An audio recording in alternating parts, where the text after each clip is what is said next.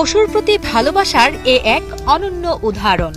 সড়ক দুর্ঘটনায় শরীরের পেছনের অংশ বিকলাঙ্গ হলেও অনেকটাই স্বাভাবিক চলাফেরা করছে অসুস্থ এই ছাগলটি।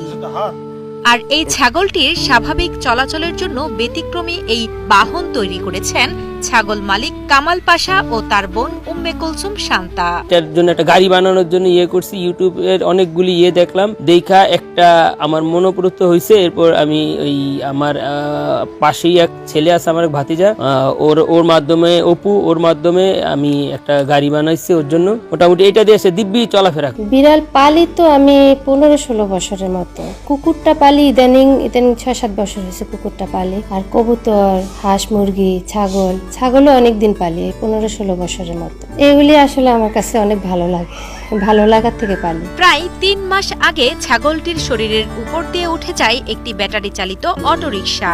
এতে মারাত্মক আঘাতপ্রাপ্ত হয় প্রাণীটি। দুর্ঘটনার পর চিকিৎসকও ছাগলটিকে বাঁচানোর আশা ছেড়ে দেন। তার উপর পাড়া প্রতিবেশী অসুস্থ ছাগলটি জবাই করার পরামর্শ দিলেও তা না করে দীর্ঘদিন চিকিৎসা করে ছাগলটিকে সুস্থ করে তোলেন ছাগল মালিক। তবে সুস্থ হলেও শরীরের পেছনের অংশ বিকলাঙ্গ হয়ে যায় তার। স্বাভাবিক চলাফেরা করতে না পারায় দুই ভাই বোন মিলে ইউটিউব দেখে ছাগলের জন্য ব্যতিক্রমী একটি বাহন তৈরি করেন।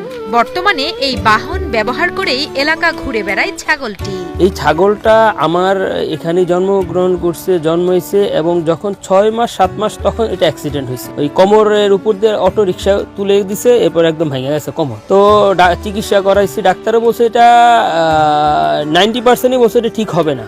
আর আমরা চেষ্টা করে দেখি আল্লাহ কি রাখছে এটার কপালে। এটা শুধু ছাগল নয়, কুকুর, বিড়াল ও অন্যান্য অনেক পশুর চিকিৎসা করাই যেন তাদের নেশা।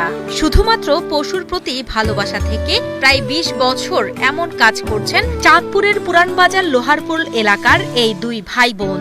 প্রতিবেশীদের কোনো কুকুর বিড়াল অসুস্থ হলেও ফেলে রেখে যান তাদের বাড়ির আঙিনায়। তখন এসব পশুকে চিকিৎসা করান তারা।